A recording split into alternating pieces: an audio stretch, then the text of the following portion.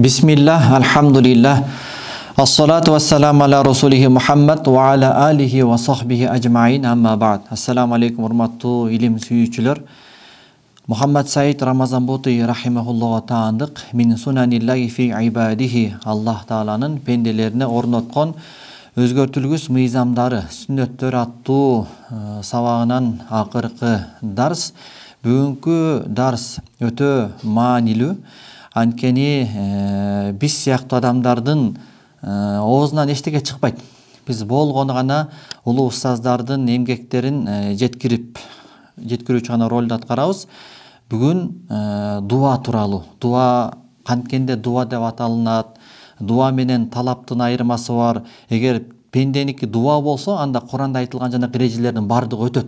Пенделерим дуа кылса мен кабыл алам, жооп берем дегендей. Ибадаттын чучугу бул дуа деген. Талап болгондо ал дуа болбой калат. Дуа башка, талап башка болуп калат. Анда пенде аны талап кылып алат, бирок дуа кылдым деп ойлоп калат, бирок дуанын эч бир касиеттерине ээ болбогон болот. Ошол тууралуу кенен кесир өтө сонун сөздөр айтылынат. Залкар улуу чоң Роббани 3 аалымдын сөзүнөн. Биринчиси китептин автору Мухаммад Саид Рамазан Бутуй тараптан айтылынат. Бул адам шейит Курандан дарс берип атып, минбарда шейит болгон, өмүрүн исламга арнаган захид, улуу бир дүйнөлүк деңгээлдеги залкар аалым болгон. Экинчиси дүйнөлүк деңгээлдеги дагы залкар аалым, тарбиячы устаз Бадиузаман Саид Нурси тараптан дуа тууралуу, маңызы тууралуу. Анан мындан 5-6 кылым мурда келген Шазилия тарикатындагы муршид, калп айтам, Рифая тарикатындагы муршид Ибн Атоилла ас-Сакандари, калп айтам, Шазилия тарикат экен. Ошол адамдын, ушул 3 улуу залкар аалымдын дуа тууралуу өтө сонун сөздөрү айтылат. Мындай сөздү башка жерден табасызбы, таппайсызбы билбейм. Бисмиллахир-рахманир-рахим. Уд'уни астажиб лакум. Жараткан Алла Тааланын мага дуа кылгыла, жалбаргыла, мен силерге жооп беремин деген бир сүннөт мыйзамы бар. Бул сүннөт мыйзамдын очогу, булагы каякта? Бул Курани Каримдеги аятта. Астаиду билла ва кала роббукум уд'уни астажиб лакум. Силердин эгеңер айтты, мага дуа кылгыла, жалбаргыла, сураңгыла, мен силерге жооп беремин. Экинчи аят: ва иза салака ибади анни фа инни кариб уджибу да'вата да'i иза да'ан. Эй Мухаммад алейхиссалату вассалам, эгерде сенден пенделерим мен тууралуу сурашса, анда мен аларга жакынмын. Жана жалбарып дуа кылуучунун чакырыгына, дуасына жооп беремин, эгер ал дуа кыла турган болсо. Биз оболу дуанын маанисине аныктама берели. Анан дуа менен талаптын ортосундагы ажырымды баяндап өтөлү.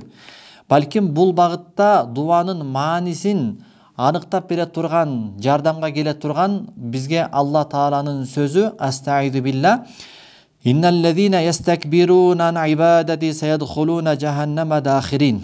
Жараткан Алла Таала айтат: мага ибадат кылуудан текеберленгендерди, жосо мага ибадат кылуудан текеберлик кылгандар, алар жакында жаханнамга, тозокко кор болгон абалда киришет дейт.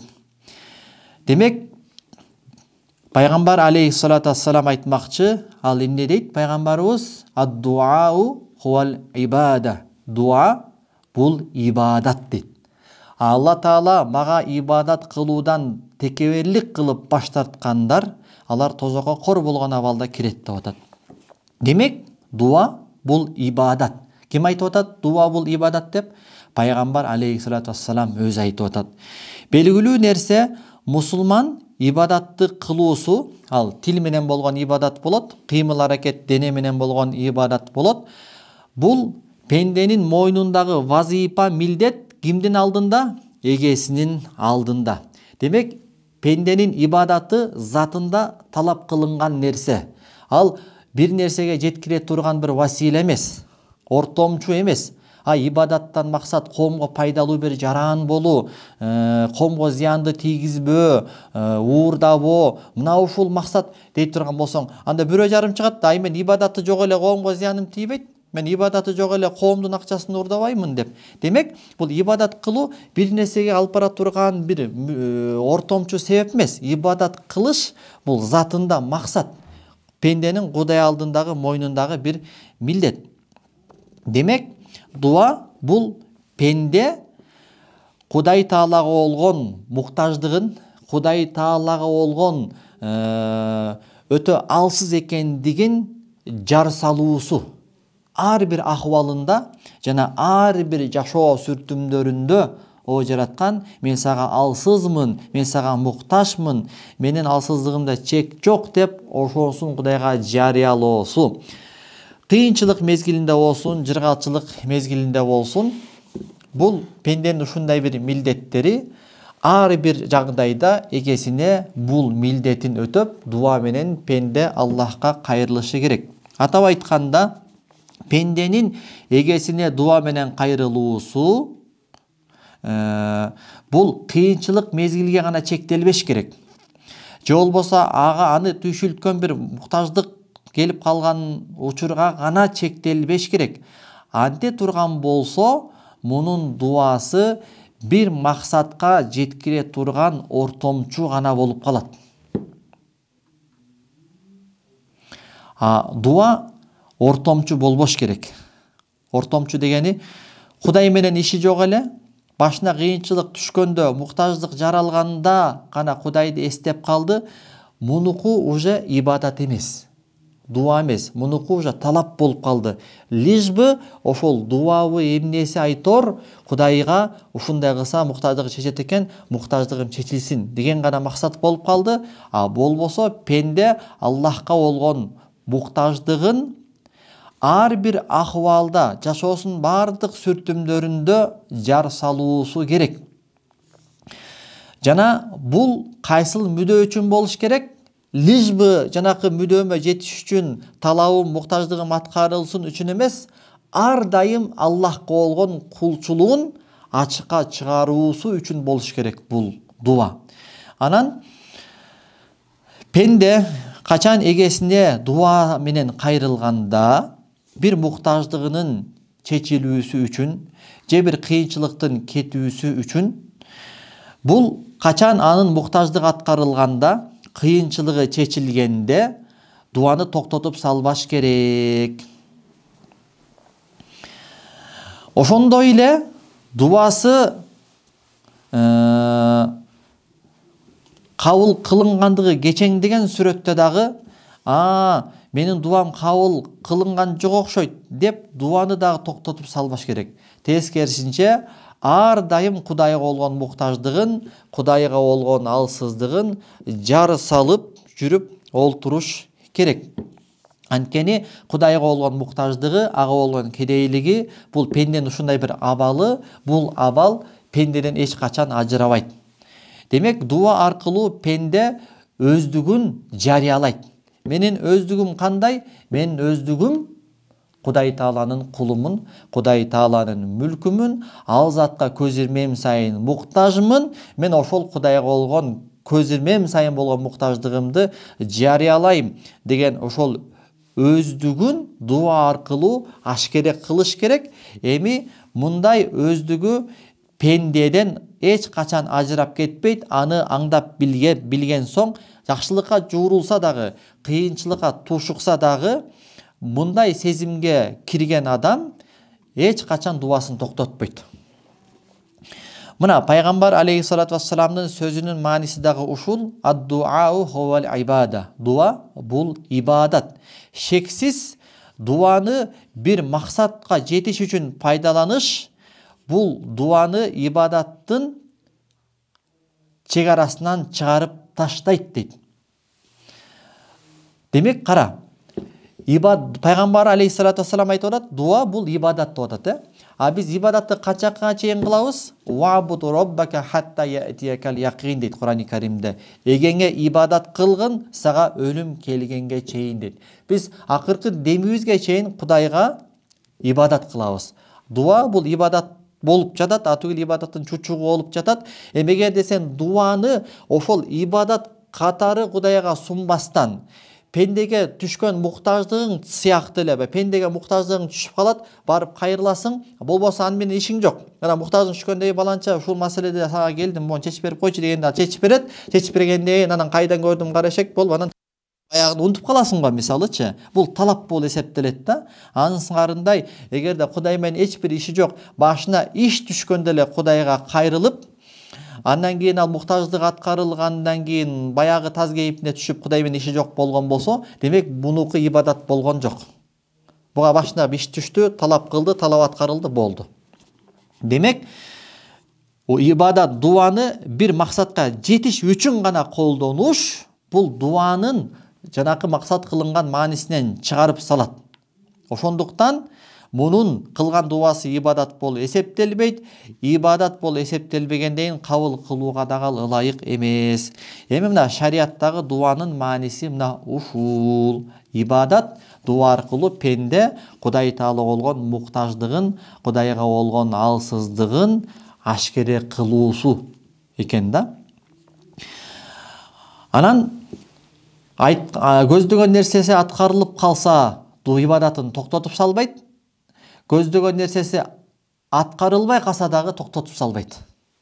Айда кимдир бирөө Кудай менен эч бир иши жок, башына иш түштү, же муктаждык пайда болду, Кудайга жалбарып, тиги баш оорубаган Кудай менен иши жок болуп, мунун баш ооруп калып Кудайга иши түштү, муктаждык аткарылды, кыйынчылыгы кеткенден кийин дуасын токтотуп салды, демек мунуку талап болчу экен. Дуа эмес болчу экен.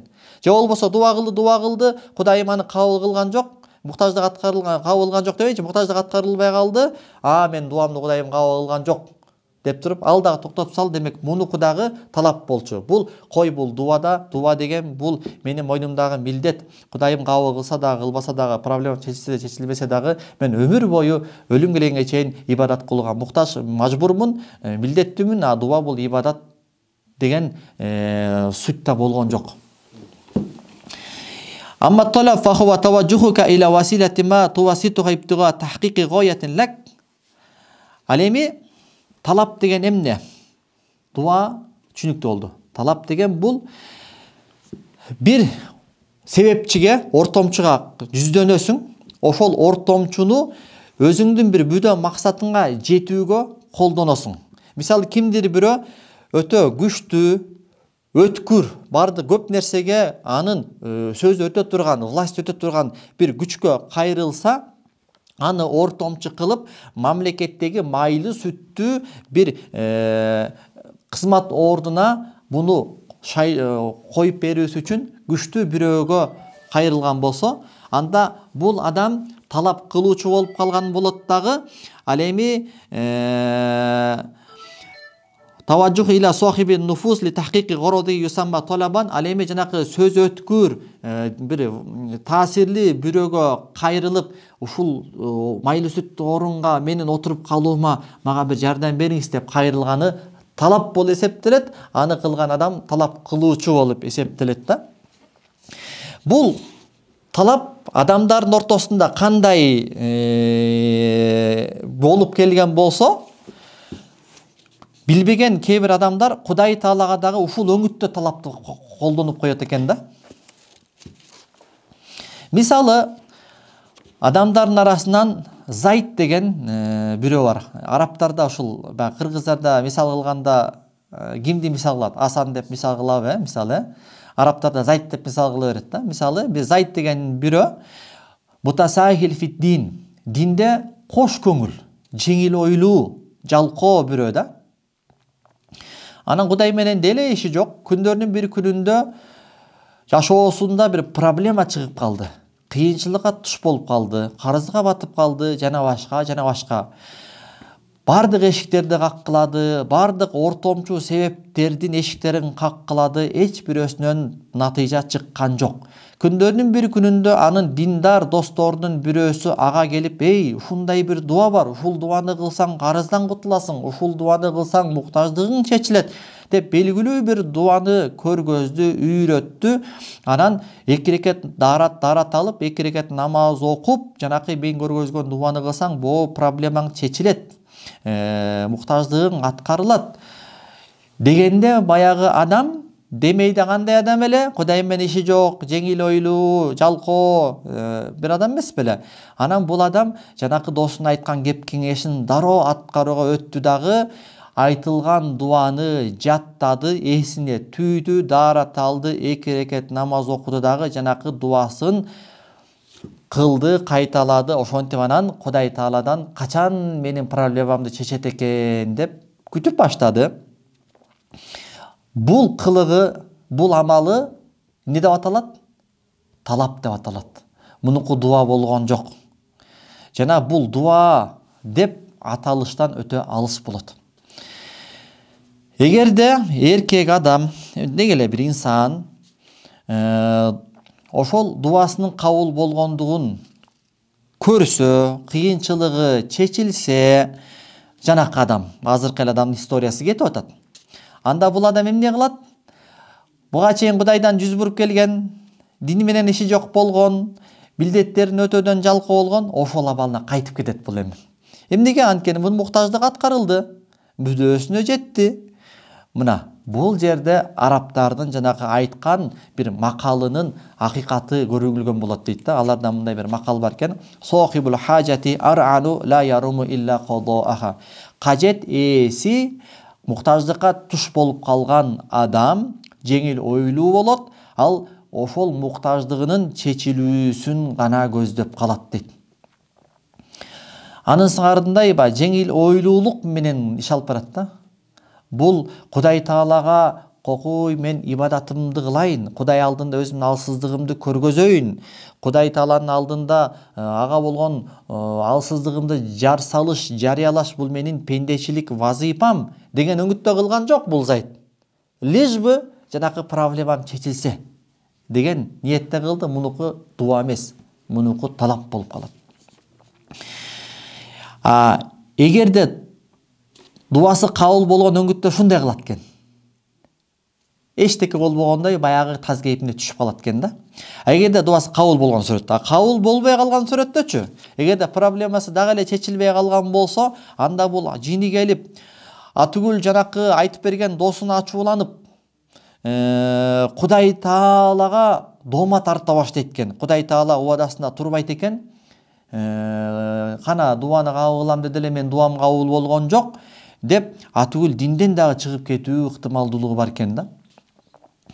Демек, эң биринчи важип болгон нерсе бул баягы Алла Тааланы бул сүннөттүн баяндоодо биз дуа менен талаптын ортосун ажыратып алуу зарылчылыгы бизге пайда болот экен да. Алгач дуа эмне, талап эмне, ошону биз ажыратып алышыбыз керек экен. Көпчүлүк карапайым эл атүгүл өздөрүн билимдүү деп санаган, шариаттагы билим эмес, берки мусаккаф, маданияттуумун деп, светтик жактан өзүн билимдүү деп санаган адамдар да дуа менен талаптын айырмасын ажырата албай келишет, экөөнү бири-бири менен чаташтырып келишет дейт.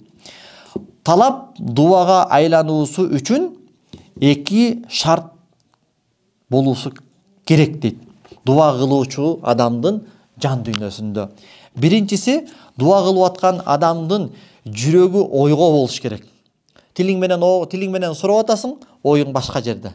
Жаттап алган сыйгаларың бар да, Роббана атина фид дуния хасана жана башка көп дуаларды, Фатиханы жаттап алгансың, тилиң буудай куруп атат, оюң чака чайнек тиякта жүрөт. Жок, жүрөгүң тилиң менен айтып аткан сөз менен чогуу болуш керек, ойго болуш керек. Сезимдериң Кудай Таалага кайрылган болуш керек. Кандай өңүттө? Тазаллул. Өзүңдү ушундай бир күнөөкөр, Кудай алдында өзүңдү бир алсыз, өзүңдү бир байкуш сезим менен. Инкисар, Кудай алдында өзүңдү бир айыптуу сезиш менен.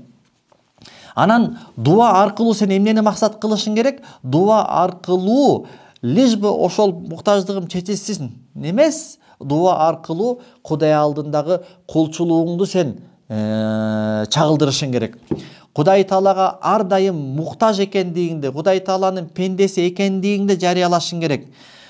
Өз нафсиңде ушул нерсени сезип, туюп билишиң керек. Мен Кудай Тааламдын эшигинин алдынан кетпеймин. босогосунан кетип калбаймын. Мен Кудай Таалага өзүмдүн муктаждыгымды сунам. О Кудай, мен сага муктажмын. Мына мен муктаждыгымды сенин алдыңа сундум. Мен сага кедеймин. Айырмасы жок о жараткан. Сен менин өтүнгөнүмдү аткарсаң дагы, аткарбасаң дагы, сураганымды берсең дагы, бербесең дагы, дуа кылганымды кабыл кылсаң дагы, кабыл кылбасаң дагы, мен сенин пендеңмин. Алсыздыгымды сенин алдыңда чагылдырууга милдеттүүмүн. Мен сенин босогоңдон кетпеймин, о жараткан Аллах, деп ушундай сезим менен, ушундай өңүт менен дуа кылыш керек дейт. Аз берсе берип калды, бербесе дуа кылбайм деп эмес. Экинчиси, Кудай Таалага күнөөлөрүңдүн баарынан тооба кылышың керек, дуа кылыштан алдын. Ошол буга чейинки күнөөлөрүңө тооба кылып, кечирим сурап, кайттым, экинчи ошол күнөөлөргө кайтпайм деген ниет кылып, тооба кылып туруп, анан Кудай Таалага дуа кылышың керек дейт. Кудай Таалага дуа кылып атасың, бирок тиякта күнөөлөрүң бар. Жаман чоң күнөөлөргө барып жүрөсүң, бирок жок, мен аларды таштай албайм деп анан дуа кылып атасың, жок, бул дуа кабыл болбойт дейт. Демек, биринчиси жанакындай сезимдер менен, экинчиси тооба кылуу шарты менен дуа кылса, ошондо талап дуага айланат дейт. Эми ушул эки шарт пендеде табылганда, ошондо талап дуага айланат дагы. Анан мунун ошол дуасы ибадаттын чучугу аталат. Пайгамбар алейхиссалату вассалам не деген? Ад-дуау луббул ибада, муххул ибада. Дуа бул ибадаттын чучугу, маңызы деген. Ошондон Кудай Таала анын дуасын кабыл кылууга арзый турган мунуку дуа болот.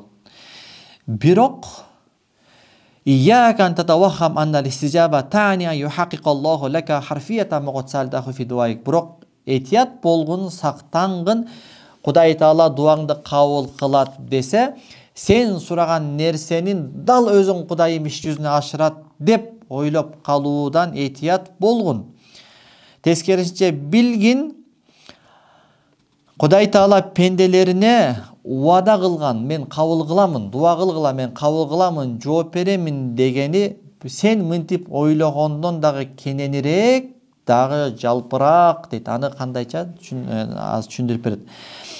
Аллах Тааланын сенин дуаңа жооп берүүсү бул деген сөз, сен ошол Кудайга суранып жатасың да, о Кудай, мага ушуну бер депчи.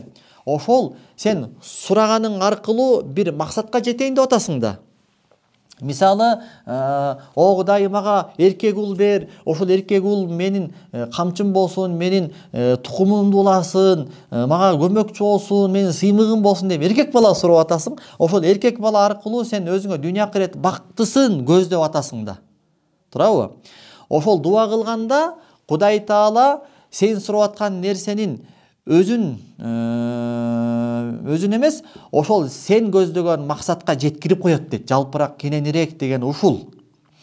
Анан кабыл кылат десе, сен сураган нерсенин дал өзүн точ бериш бул шарт эмес дейт. Анткени сен пендечилик кылып, менин максатым бул, ал максатка жетиш үчүн только ушул нерсе, демек о Кудай ушуну эле бер деп сен сурап аласың. А сен билбейсиң, ошол сенин максатыңа Кудайым башка нерсе аркылуу дагы жеткирип коюшу мүмкүн. Бул тууралуу Бадиуз-Замат Саид Нурси рахимахуллах мындай дейт, Мектубат деген китебинде 3-чү нукта дейт. Дуайы кавли ихтиярини макбулияти иги жихетилердир дейт. Тил менен болгон дуа болот да, анан кыймыл аракет менен болгон дуа болот. Бул жерде тил менен болгон дуаны айтып атат. Ошол тил менен болгон ыктыярдуу дуанын кабыл болуусу эки өңүттө болот дейт. Я айни матлубу иле макбул olur, же сен сураган нерсенин дал өзүн берет Кудай Таала, ве яхуд даха эвласы берилир, же болбосо сен сураган нерсенин жакшысы берилет дейт. Мисалы бириси кендине бир эркек эвлад истер. Бирөө, о Кудай, мага эркек бала бер деп сурайт. Жанабы Хак Хазирети Мериям gibi бир кыз эвладын берип жараткан Алла Таалага Мариям алейхиссалату вассалам сыяктуу бир кыз берип коет. Эми дуасы кабыл болунмады денилмес. Мун дуасы кабыл болбой калды деп айтылбайт да. Даха эвла бир сүрөттө кабыл edildi денилер. Андан дагы көркөмүрөөк бир сүрөттө мунун дуасы кабыл кылынды деп айтылат. Hem bazen kendi dünyasının saadet için dua eder ki, kee biri dünya baktысы үшін дуа кылат. Дуасы ахирет үчүн кабыл болунур, бирок Кудай Таала анын дуасын ахирет үчүн кабыл кылып коет да. Мисалы, о Кудай, мага байлык бер, мен өлө бай болоюн, мен сага сөз берем, зекет берүүчү ушундай бир сарптоочулардан болом деп дуа кылып атат дүйнөсү үчүн.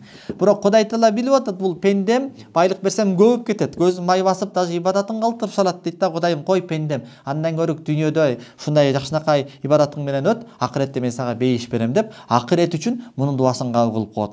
Дуасы реддедилди эмес, мындай сүрөттө дуасы кабыл кылынган жок, кайра кайтарылды делбейт. Белки дагы эвла, энфа бир сүрөттө кабыл эдилди, дагы пайдалуураак, пендеге выгодный бир көрүнүштө кабыл алынды деп айтылат. Жана ушундайча, мадем Жанабы Хак хакимдир, анан дагы Алла Таала бул даанышман зат. Биз ондан истерибиз, биз андан сурайбыз, о да бизе жабап берет, ал да бизге жооп берет. Факат хикмет факат хикметине көрө биз менен муамеле этер. Караңыз, жараткан Аллахтын мерими. Бирок Алла Таала биз сураган нерсени бизге берүүдө даанышмандуулугу менен бизге мамиле кылат экен да. Хаста табибин хикметин иттихам этмемели. Оорукчан адам дарыгердин берген жанакы момдай дарылар ичесиң деп берет го, эмне деп коет орусча? Рецепт эмне, ошосун жемелей албайт да. Хаста бал истеп, мисалы, оорукчан адам мага деген бал бер дейт, таттуу дары бер деп сурашы мүмкүн доктурдан. Табиб хазик ал эми өтө тажрыйбалуу, кыйын доктур эмне кылат? Сытмасы үчүн сульфата бер. Бул сен температура болуп калыптырсың деп ага сульфата сыяктуу туз даамданган бир ачуу дары берип коет. Табиб мени динлемеди, анан тиги бу доктур айтсам укпай койду, мен өтүнүчүмдү кабылдабады деп айтылбайт да. Белки ах ве физарыны динледи, балким менин дарт дарманымды укту, жооп да берди, максудун ийисин ерине кетирди. Мен көздөгөндөн жакшыраак, эң негизгиси менин максатымды аткарды деп айтылат. Менин максатым не болчу? Айыгыш керек болчу. Доктор эмне? Айыгууга себеп болду. Валиллахил масалул а'ла. Ушу менен сабагыбызды токтото туралуу дагы кийинки сабакта иншалла сабагыбызды улайбыз. Субханакаллаху ва бихамдик, ашхаду ан ла илаха илля анта астагфирука ва атуби илейк.